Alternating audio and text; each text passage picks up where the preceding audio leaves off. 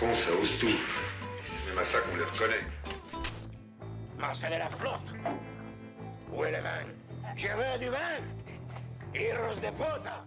Bonjour à toutes et à tous, on se retrouve pour une nouvelle émission où on revient sur les films des Oscars de l'année 2026.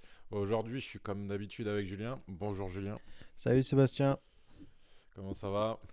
Très bien, écoute, on va parler d'un film intéressant, même si c'est pas le plus intéressant du dit réalisateur. Non, pas vraiment. Aujourd'hui, on parle de Bugonia. Good morning, Corey. Good morning, Michelle. I believe every company should strive to form a diverse table, to empower people of different skills, and every time, what is it? Skills and identities. To foster a new generation of... Okay, let's go again. Réalisé par Yorgos Lanthimos, Bugonia raconte l'enlèvement d'une grande chef d'entreprise jouée par Emma Stone, par Jesse Plemons et son acolyte, deux complotistes qui la pensent être une extraterrestre.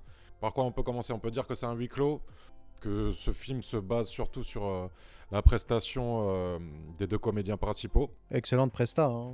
Surtout Jesse Plemons. Je trouve que c'est un peu une nouvelle coqueluche, enfin une nouvelle coqueluche, hein, c'est peut-être un peu péjoratif vu que ça fait un petit moment quand même qu'ils sont sur le circuit, mais ces deux grands acteurs du cinéma indépendant. Emma Stone est un peu la chouchou de Yorgos Lanthimos qui fait un film par an en ce moment. Ouais, il est productif, hein. Ouais, clairement. Après, ce film-là, ça peut se faire assez rapidement vu que c'est un huis clos, ça se passe toujours au même endroit, que tu joues vraiment sur la prestation des deux comédiens principaux pour que ça dégage quelque chose. Après, pour moi, c'est pas non plus un grand film. C'est un film sympa à regarder, mais qui a des longueurs, surtout au milieu du film. Je trouve qu'il y a une redondance, parce que je crois qu'il fait quoi? Il fait presque 2 heures le film pour un huis clos, c'est quand même long. Surtout pour juste le sujet, est-ce que t'es une extraterrestre ou pas? Le problème avec ce film, c'est que, pour moi en tout cas, quand je vois la bande-annonce, je sais très bien comment va être le film. Alors, spoiler, on va absolument tout spoiler dans cette vidéo ou dans ce podcast. Donc si vous n'avez pas vu le film, je vous conseille de regarder le film avant et de revenir après. Parce que plot twist, c'est vraiment une extraterrestre. Ah, c'est même pas un plot twist, ouais, je sais pas. Je sais pas si on peut dire plot twist parce que tu t'y attends tellement si tu connais le travail du réalisateur et même vu comment le scénario se déroule, tu vois. Enfin, moi, je m'y attends de ouf. Dès le début, hein. Ah, mais moi, dès la bande-annonce, je savais très clairement ce qui allait se passer à la fin. Je savais que les deux ravisseurs allaient se faire tuer, peu importe de telle ou telle façon, et qu'elle était vraiment une extraterrestre. La seule surprise que j'ai eue dans ce film, c'est quand on découvre que Jesse Plemons a déjà enlevé d'autres personnes et qu'il les a tués. Ça, c'est vraiment la seule surprise. Ça, c'est vrai. Mais sinon, ouais, tout le reste, on s'y attend en fait. Parce que dans ce cinéma qui se veut subversif, au final, le fait de faire toujours la même chose, mais du côté en mode, nous, on est un peu différents. Oui, mais en final, si vous êtes tous si différents, au final, vous vous ressemblez tous, il n'y a pas de surprise. Et c'est ça le plus gros point noir du film, à mon avis. Sinon, en termes de mise en scène, je trouve ça intéressant. Après, l'utilisation du grain à outrance et le 4/3 aussi va aussi dans ce cheminement qui veut te faire un peu je suis différent des autres, mais au final, je ressemble aux autres. Donc c'est un peu... bon, voilà. C'est vraiment un film sans plus. C'est exactement ça et c'est triste à dire pour Yorgos qui te propose toujours des trucs assez intéressants, je trouve, en mise en scène. Ou tu vois, moi, Pauvre créature, je l'ai trouvé extraordinairement beau et original, en tout cas, dans sa manière de composer, même si t'as un petit côté carton-pâte, mais je trouvais ça trop stylé. En vrai, vraiment stylé. Le ton du film, tout correspond. Sa direction d'acteur est top. Et il a toujours des bons comédiens. Toujours Emma Stone en figure de proue. Et pour le coup, là, je vois Jesse Plemons et Emma Stone pour son nouveau film. Je suis putain, ça peut être intéressant. Je vois un peu le pitch. Je fais, vas-y, ça va être décalé, ça va être drôle. Enfin, c'est toujours de l'humour noir, hein. On se tape pas des grandes barres de rire avec Yorgos, mais il y a un petit sourire acide, dans le sens où il y a quand même une critique capitaliste. Après, il fait toujours plusieurs thèmes dans ses films. Et là, j'ai traversé le film un peu comme cette année 2025 dans le cinéma. Ouais, tu vois, tu manges une soupe, elle est bonne, mais tu vas pas la raconter à ta femme comment elle était extraordinaire, tu vois. Genre, c'était une soupe, quoi. Et alors, c'est bien parce que c'est un film que moi je trouve intéressant qui, s'il arrive à fonctionner euh, sur le grand public, mais ça, c'est pas le cas. C'est pas un four, mais ces films, malheureusement, ils restent dans la sphère un peu du cinéma d'auteur. Et là, je trouve que c'est un film qu'il aurait pu faire pendant le confinement, quoi. Le côté huis clos, il n'y a pas, y a pas ce côté grandiloquent du décor, ou même où tu vois, toujours il travaille ses décors un peu comme. Putain, je sais comment son nom là déjà, celui qui a fait The Grand Budapest Hotel, putain. Wes Anderson. Ouais, un peu comme Wes Anderson, quand on regarde Pauvre créature, ou même les Lobsters, ou autres films, il a toujours soigné ses décors qui vont un peu avec son propos, ou qui vont avec l'état d'esprit du personnage. Là, on est un peu dans le même délire. Quand le personnage, on est dans sa pensée, il fait des très gros plans avec un gros bouquet derrière eux, puis sinon, ça reste un peu du plat-plat sur des situations, sur les interrogatoires, tu vois. Ça va être sur tous les longs discours, les monologues sur le côté extraterrestre, vous nous avez envahis, vous nous contrôlez et tout. Il y a un côté touchant sur les personnages dans l'écriture, tu vois. Même Jesse Plemons, même si tu le considères comme un fou, puis après tu le détestes, puis après l'histoire avec sa mère, tu vois, genre atteinte de cancer, et tout, il devient un peu plus touchant, puis il se fait exploser comme une merde. C'est extraordinaire. Et voilà, sinon, c'est des fulgurances. Tu retrouves un peu des fulgurances du côté décalé du réalisateur. Une bonne performance d'Emma Stone, et surtout Jesse Plemons. Il m'a vraiment marqué dans ce film. Je trouve qu'il joue extrêmement bien. Moi, je suis d'accord quand tu dis que c'est coqueluche, mais je trouve qu'il est extrêmement sous-coté. Comme mec, on n'en parle pas assez.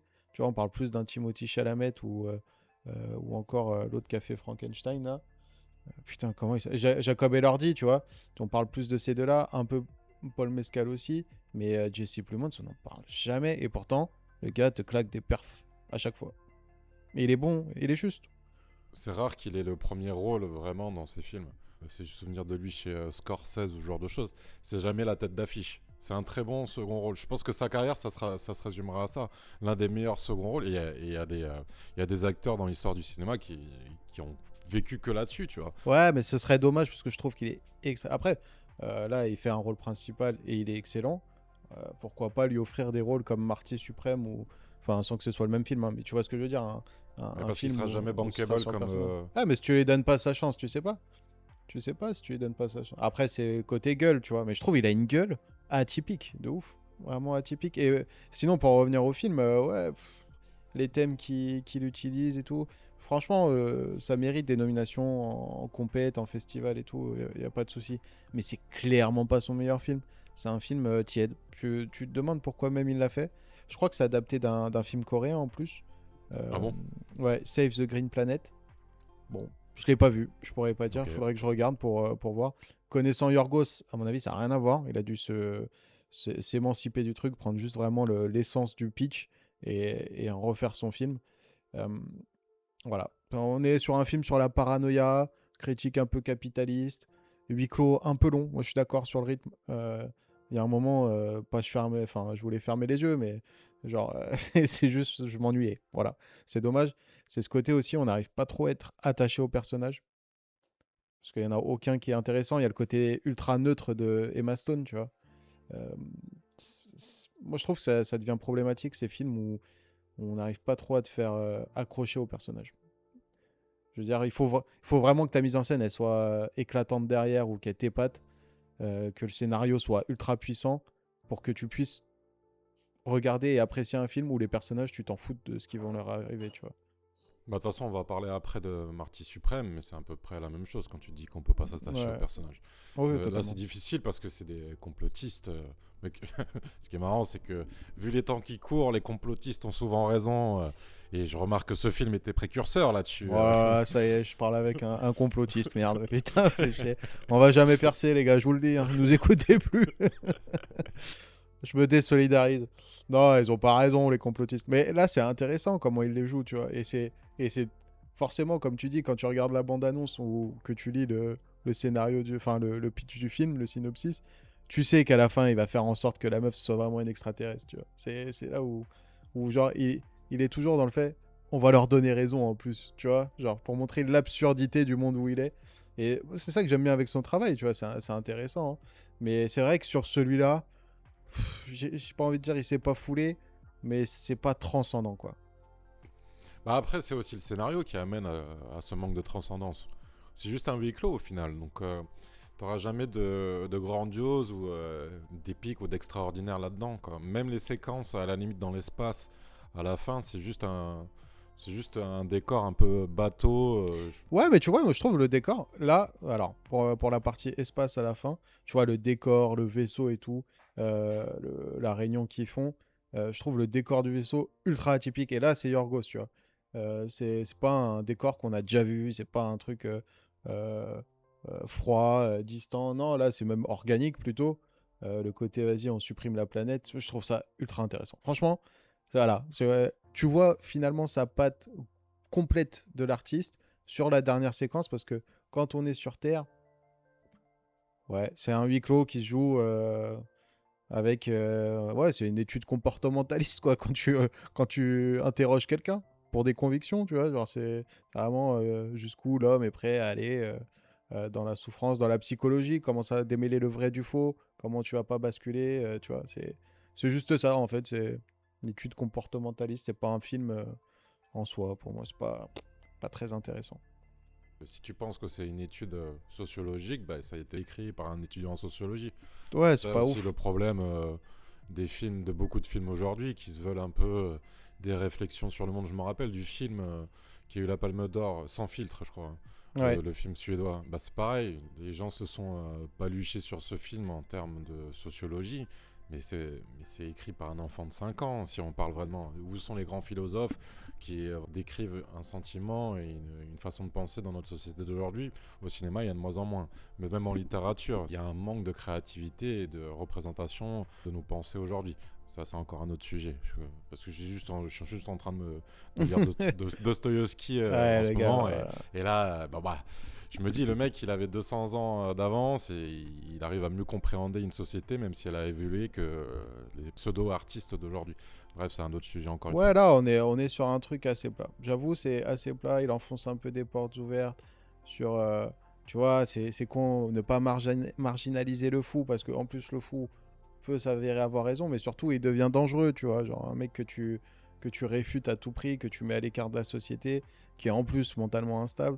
Bon, voilà, il enfonce des portes ouvertes. C'est pas fou. Il y a peut-être des gens qui vont kiffer le film et trouver très intelligent, intéressant.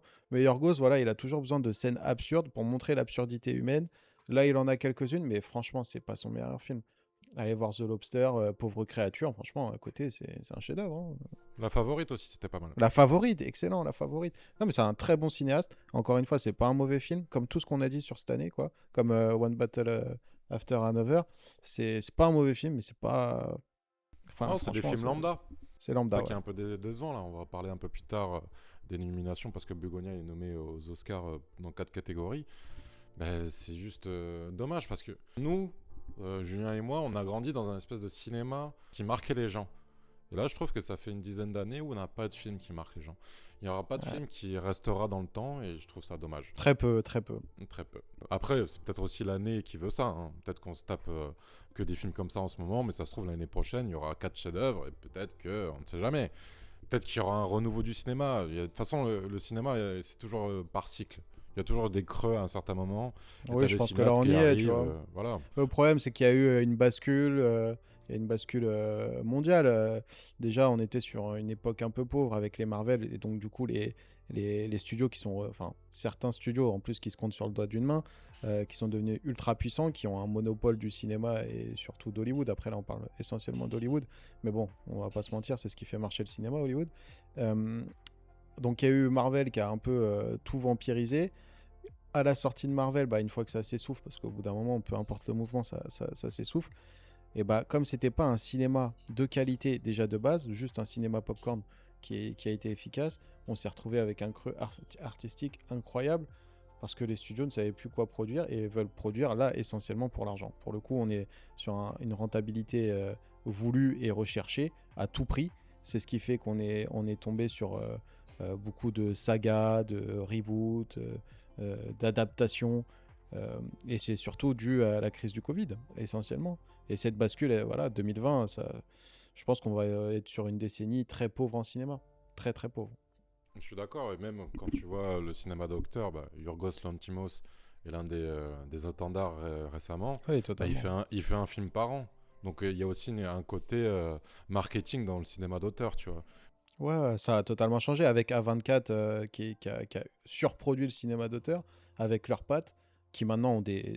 Enfin, on parle de cinéma d'auteur, après c'est toujours pareil, mettons-le à notre sauce. Quand tu vois les budgets des films belges d'auteur ou des films français, ce serait un blockbuster, hein, le cinéma d'auteur américain. Hein, faut pas se méprendre, hein, parce que pour recruter Emma Stone et lui faire se raser la tête, faut de l'oseille. Donc on est sur du cinéma d'auteur ultra puissant, ultra produit. Euh, Yorgos a sa carte chez tout le monde. Mais voilà, c'est vrai que même le cinéma d'auteur, à part quelques pépites, ça arrive toujours, on n'a pas de film transcendant. Ouais, c'est pour ça que, comme je disais, ceux qui se veulent irrévérencieux aujourd'hui deviennent en fait mainstream. Parce que tout le monde se prétend être différent. Il y a une ressemblance dans la différence. Bref. Oui, totalement. Est-ce que tu aurais un anti-Bugonia? J'en pensais à, mais c'est vraiment pour être drôle, c'est Mars Attack de Tim Burton. Je le trouve excellent. Ça me rappelle mes années 90. C'est très bien. Non, Mars Attack. Après, le problème, c'est que trouver un anti-Bugonia, soit tu prends un autre Yorgos réussi comme La Favorite, La Pauvre Créature et Consort, soit ouais, tu pars sur le délire extraterrestres qui ont envahi la planète et Mars Attack, je trouve ça marche bien. Un huis clos à la limite. Un huis clos, mais j'en ai pas en tête là. Un huis clos qui marche bien. 12 hommes en Euh, colère, ouais, bon, c'est pas pareil. Hein. Ouais, oui. Ouais. À la limite, ouais, j'ai un peu des Polanski. Polanski, il y avait comment il s'appelait Carnage, je crois, avec Jodie Foster. Ouais, Carnage, ouais, je pensais à celui-là, tu vois. Excellent. Excellent, hein, Carnage. En études comportementalistes, vraiment sociologique, comment l'être humain va se comporter dans cette situation. Excellent Carnage. Même si on déteste l'homme, il est évident que Carnage est un bon film. Est-ce qu'on doit le regarder? Je vous laisse, je vous laisse chuch. Mais Julien, est-ce que tu diffères l'artiste de son œuvre? Non, non, non, pas du tout. Non, à cette époque-là, ouais, études de cinéma, tu regardes tous les films. Mais... Non, je lui donnerai pas un seul copec au mec. Hein. Bon, c'est bon à savoir. Merci Julien pour tes positions. Oui, oui, ne viole personne, je ne te parlerai plus, Sébastien. Ah oui, merde. C'est bon à savoir, je ferai attention au cas où. Alors on va parler un peu des nominations. Bugonet est nommé meilleure musique, meilleur scénario original, meilleure actrice et meilleur film. Alors moi j'en donne aucun, je vais pas te mentir. Allez, Ouais. peut-être Emma Stone a un rôle à jouer là-dedans, mais vu qu'elle l'a eu il y a 2 ou 3 ans, je crois. Non, elle l'aura Je pas. crois qu'elle l'a eu pour Pauvre Pauvre- Créature, il me Ouais, semble. pauvre créature, elle l'a eu. Ça Et, m'étonnerait qu'il lui donne une deuxième fois. Non, non, ils lui donneront pas. Et puis en vrai, ce serait pas trop mérité non plus. Même si c'est une bonne performance, tu vois. Je préfère le donner à Jessie Buckley 100 fois. Ouais, pareil. Ok, je pense qu'on Yeah. a fait le tour de ce film. T'as dit, il y avait quoi? Meilleur son? Meilleure musique. Meilleure musique? Non, même pas, c'est imbattable, ça va être Sinners. Et l'autre, c'était quoi? Meilleur film? Meilleur film et meilleur scénario. Meilleur film, c'est vraiment pour le donner, histoire de... une nomination, hein, je parle, mais ils donneront pas le meilleur film, c'est impossible. Il est loin, loin, loin derrière. Et scénario, qu'est-ce qu'il y a en scénario? Il est nommé avec qui? Parce que c'est scénario... Du coup, c'est pas original, normalement. C'est Ouais. celui-là, il est original. Ah non. Il est nommé en meilleur scénario original. Ah non. Ouais, il est pas dans la liste, Sébastien. Moi j'ai sur la liste Allociné. Meilleur scénario adapté, enfoiré. Non, mais c'est pas ma faute s'ils savent pas faire leur Bon, travail. Allociné. Allociné, là, faites bien votre travail, merde. Non, non, oui, comme je te dis, c'est une adaptation d'un film coréen, même si je l'ai pas vu. Mais non, il est dans les scénarios adaptés et je pense qu'ils vont le donner soit à Frankenstein, soit à Hamlet, ou une bataille après l'autre. Donc voilà, Bugonia, film intéressant à parler, mais pas le plus intéressant de Yorgos. Pour moi, c'est un film étudiant. Donc, si Ouais, vous avez la autant le vingtaine, voir. Voilà, Je pense, en regardez-le, gros, mais après- t'es en école de ciné, t'as envie de le voir, tu vois. Alors Bugonia, tu vas le regarder. Tu vas pas passer un mauvais moment et je pense que t'auras de quoi critiquer, quoi. Ça peut être un court-métrage, quoi. Ouais, totalement. Je pense beaucoup trop long pour ce que c'est, mais ça, j'ai du mal à comprendre pourquoi les productions maintenant, les gros studios s'entête à faire du 2 heures, 2 heures et demie. Quand tu dis que le cinéma va mal, que les gens veulent plus aller en salle, les gars, calmez-vous. On a eu une large époque, années 80-90, on savait faire des films en 1 heure et demie, surtout des films grand public. Euh, S'il vous plaît, revenons-en à ça. Pourtant, j'avoue, on est content, je pense, en tant que réal, je parle pour toi ou pour moi. Je pense que si une grosse boîte te dit, vas-y, fais 2 heures et demie, ouais, t'as le temps d'éclater un gros scénario. Mais le problème, c'est que je trouve il y a beaucoup de scènes, beaucoup de séquences à couper maintenant et qu'on laisse passer. On laisse passer et ça tue le rythme. C'est pas normal qu'on se fasse chier sur un Yorgos, tu vois. Bah, surtout avec ce casting et cette histoire, parce qu'au final, même si l'histoire est un peu bancale ou ce genre de choses, normalement tu rattrapes ce genre de film avec les dialogues, les prestations des acteurs. Bah Là, les dialogues sont bons, la mise en scène est bonne, les acteurs sont bons, mais au bout d'un moment, t'es là, bah, il faut que ça s'accélère quand même. Tu peux pas rester pendant 3 heures, regarder deux personnes se parler avec des enjeux derrière, mais les enjeux sont minimes au final. C'est juste de découvrir si oui ou non c'est extraterrestre. ouais, voilà. Il y a pas Il de essaye dramaturgie. il essaye de te tenir sur ça. Après, comme je te dis, il réussit un petit peu son coup. Parce que moi, je trouvais ça un peu touchant, l'histoire. Enfin, le personnage devient touchant autant que toujours aussi ridicule, hein, de Jesse, quand tu vois que sa mère est atteinte de cancer et qu'en fait, bah, c'est l'industrie pharmaceutique, il les soupçonne de la tuer. Au final, il a raison, mais tu vois, c'est un truc où il le rend plus humain et moins fou et détestable. Mais voilà, ouais, c'est pas mauvais, c'est pas excellent. Voilà. C'est tout ce que je peux dire. C'est vraiment tiède. Mais même, tu parlais de critique du capitalisme, mais même là, ça va pas jusqu'au bout. Non, clairement pas. L'aspect comme quoi l'entreprise a tué sa mère, ça arrive déjà vers la fin du film, mais c'est minime comparé à ce qui s'est passé avant, quoi. On s'attache difficilement au personnage parce que Jesse Plemons, c'est horrible avec son cousin qui est un peu attardé. Je sais pas si c'est un mot à employer, mais dans le cas Ouais, précis. il a un handicap, en tout cas. Mais même lui, il est touchant, tu vois. Mais Lui, c'est est pareil, ultra c'est... touchant. Ultra touchant. Bah, la scène où il se tire dessus, ouais, Ouais.